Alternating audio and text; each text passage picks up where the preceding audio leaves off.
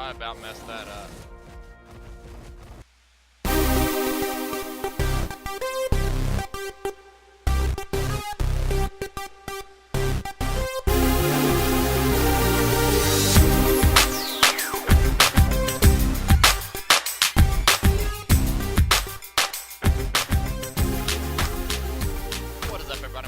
And welcome back to another episode of Art Survival Evolved. Today, this video is going to be about making oil. No, not making oil, collecting oil, and the best way to collect it. We're going to start off exactly showing you how to do it, and then we're going to go from how to do it to how to get to that point to do it at this point. So, what we are going to do right off the bat, where is it? This guy right here. This is the ultimate way to collect oil, and the reason why I say that is because I have collected so much oil using this guy right here, or this gal I should say. Sally over there is pretty cool about this and does a wonderful job at collecting oil. That is a definite for sure thing. Come on, Sally. Now the problem is, of course, you cannot ride these guys on land. You've got to get them in the water. Oh look, there's some trilobites. We all know what to do with trilobites, right? Well, one thing you definitely need to do, go to behavior, go to change stance passive to attack your target. This is the best thing you can do for this, and then just walk over and punch it, and Sally will do the rest. Sometimes Sally's a little slow. Come on, Sally, don't be like that. I mean, in a minute, I don't need you to do this. I just wanted you to go get this guy. Alright. So that's one way. So that's how you can get the beach trilobites, right? And already what we're going to show you is we're going to look at exactly what she's already collected all by herself. All by herself. Look what she's collected just from 2 trilobites. 11 by herself. That's not bad. So I want to pump a few more to wait, get you at least to there. And we're going to pump health because you are wimpy as crap and we should have tamed a higher level. Alright, do yourself a favor, definitely tame a higher level one of these because I have almost gotten killed by otters in this place, and it can be really bad. So next thing you're going to do is hop on and you're going to ride it, and I'm just going to show you how easy it is with this thing right here, because unlike with the scorpion trick, you don't have to get down here and, I mean, you can breathe. You don't have to come up. Don't bring anybody with you. You got the weight of your own person. And look at this. Just eating everything. The trilobites don't have a chance to run because most of the time you insta-kill them unless it's one of those really high-level trilobites that just happens to have that good stat. Can we do this without coming out of the water? Oh. Now, actually, the bite is pretty long-lasting crap. Alright, well, we're just going to punch this one. You can actually multi-hit trilobites if they're lined up just right. You can hit multiple ones at once with it. But, essentially, I mean, we'll look at here in a minute, but you can ride this thing underwater for just about forever. And it's very quick. Nothing is going to catch you underwater. Not here, at least. So, there's one. There's another. Oddly lacking a number of fish here. They've got to be somewhere around here, otherwise they might have fished something. Did they fish silver spawning? No, they never did. Try and avoid like these areas where you'll run into the otters if you do have one of these guys, because they will utterly murder. I had 3 otters on me and they tried to murder and see, that one didn't die, but you come around again, you kill it. And I notice the ones that I don't insta-kill and that have a little bit of health, I seem to harvest them better. Like the remaining damage is like shifted towards harvest. So it's very helpful to have that harvest feature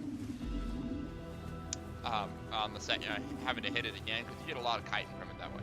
But you can definitely see right here, look at this, 49 oil, and we're getting chitin at the same time, and silica pearls and black pearls. Black pearls tend to be one of the biggest things that weighs us down. We'll drop a lot of the meat in the meantime, because if you keep this up, you will not need to be underwater forever. And you're going to want to be under here for a while, and you're not going to want to stop to go back and go drop off stuff to come back in here. She's really slow by getting out of the water, so we just kind of get rid of the meat in the meantime. I mean, right there, just collected 10 oil, and it's kind of random, but you can kind of see what I'm getting at here. Occasionally, I have found a Sarco in here. When there was a Sarco, I just run and then I just stay away from that area. I mean, I don't fight in an area with a Sarco because obviously this has no saddle. I don't want to lose it. But it's just simple. 77. And you can just do this in no time. It gets you everything else you might need for your tribe kind of deal, like silica pearls and stuff. It's a good way to harvest a little bit of everything. You don't have to go anywhere dangerous. It's all right here.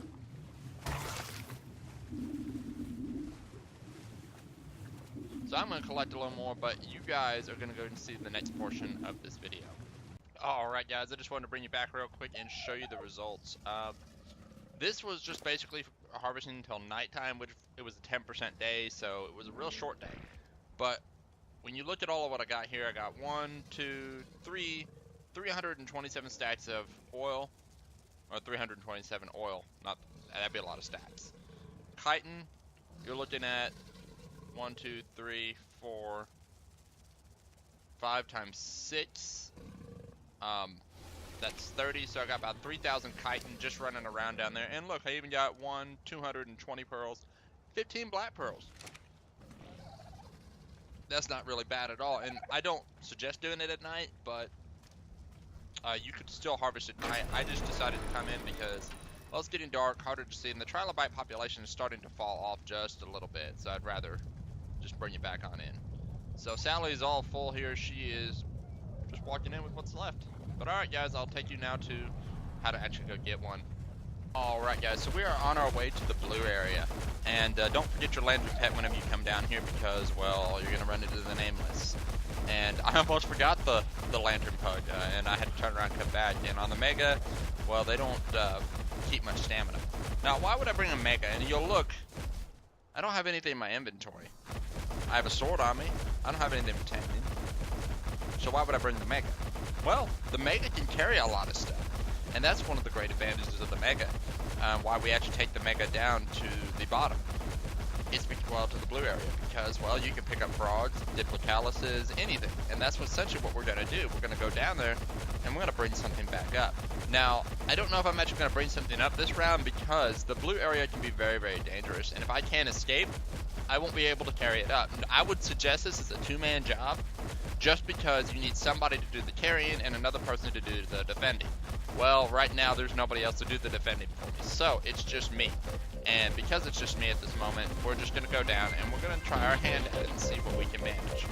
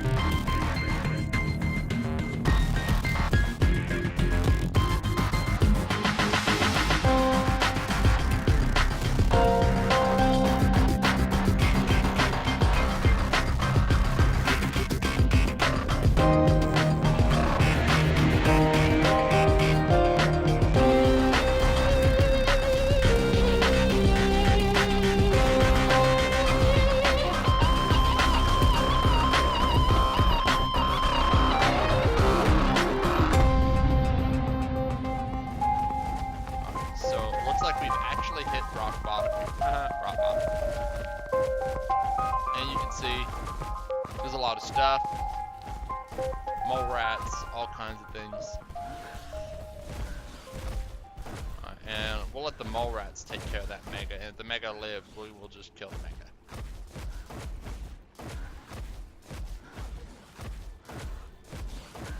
Oh wow. I'm gonna be ready to interfere in a second.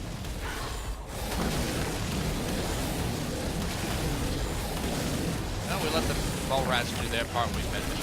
Why take the Aberration? You don't have to. Ah, crap. I was hoping that wasn't a thing anymore. Apparently it is. So if you're not on the right mount, you'll lose your armor. Great. Alright. So what basically you're going to do at this point is you're going to go ahead and scale the edge of the water. or not scale, but like run the perimeter of the water, and you're gonna look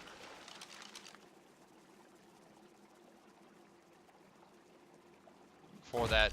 You're gonna look for the animals in the water, whatever you're looking for.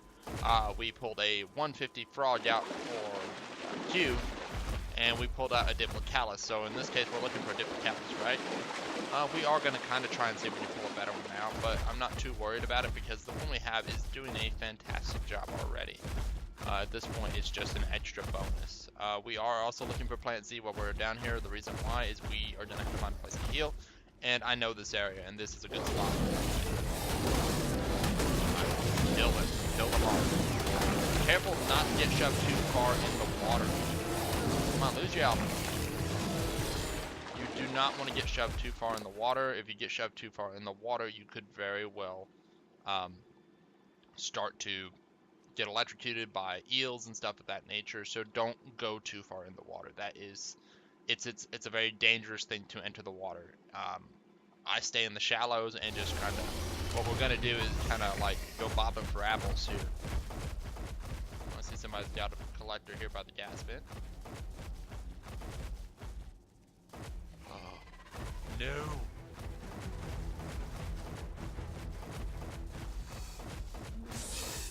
Alright, we're out. We are out. Holy crap, did you guys see that? That is why we don't screw around down here by ourselves.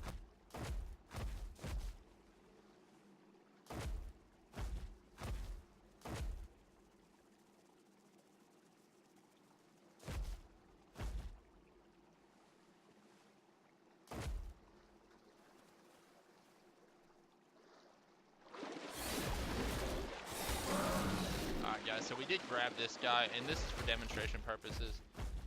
It's a level 25, really not worth it, but I'm just going to demonstrate why at this point you might actually need to have a buddy with you to help you get out of here.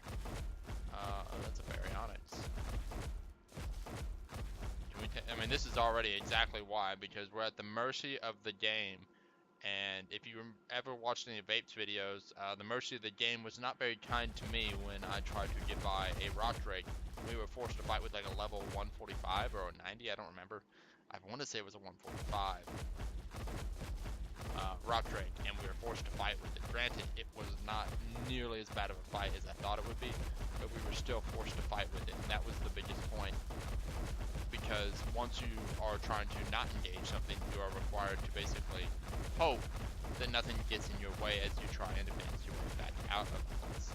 So we got this. We're going to make our way straight out. We don't want to do any other fighting. And this is the safest course right here. All the other routes I took are dangerous. This is probably the safest. And you should probably save your stamina until you really need it while you're on the back of your Mega, because the Mega is like the Giga in a way, but it can run longer. But its stamina is like horrendous regen, so you can't run forever.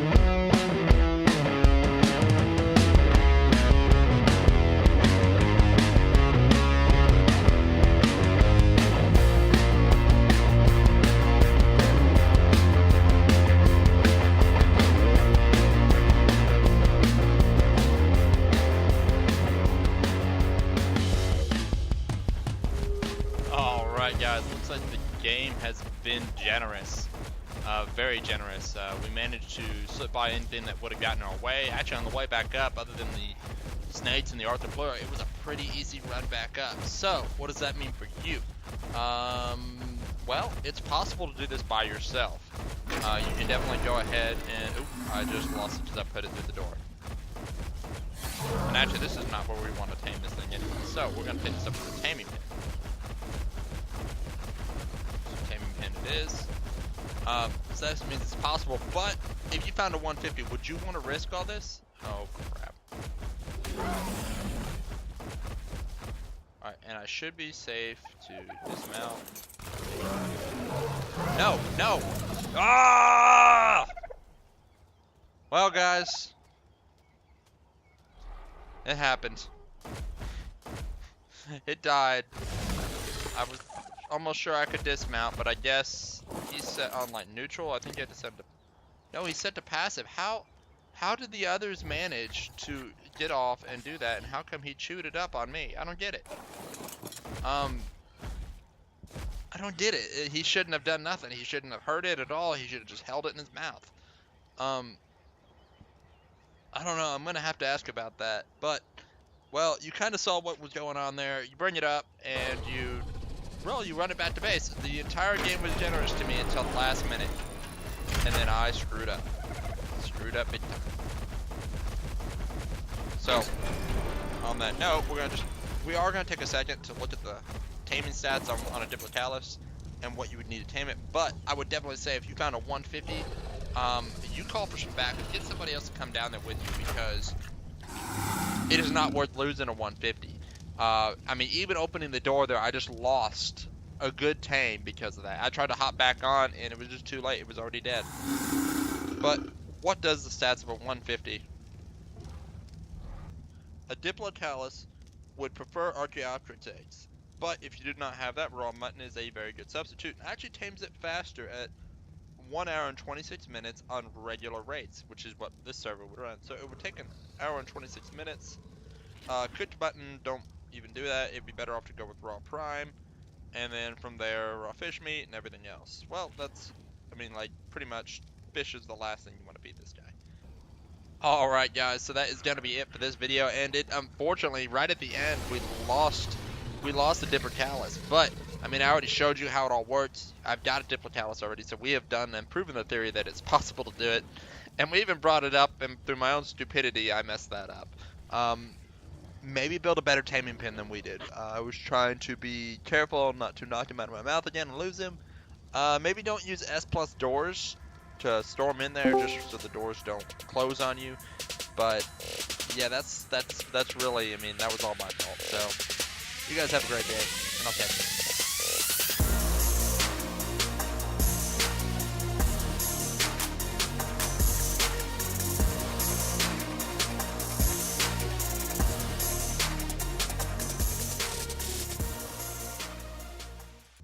A Diplocalis would prefer Archaeopteryx eggs,